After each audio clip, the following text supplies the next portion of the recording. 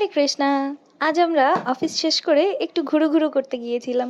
যেহেতু কালকে আমাদের এখানে পহেলা বৈশাখ, সেই হেতু পহেলা বৈশাখ উপলক্ষে টিএসসি প্রত্যেক বছরের মতো সেজে উঠেছে ভীষণ সুন্দর রঙে।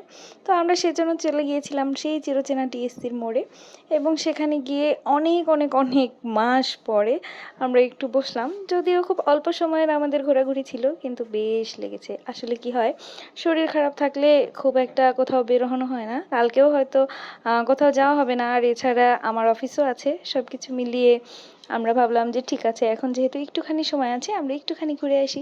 তাই চট করে ঘুরতে চলে গিয়েছিলাম টিএসসির মোড়ে।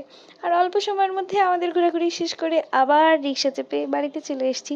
কিন্তু ভীষণ ভীষণ ভীষণ ভালো লেগেছে। আসলে মাঝে মাঝে ছোট্ট ট্রিপও অনেক আনন্দ দেয়।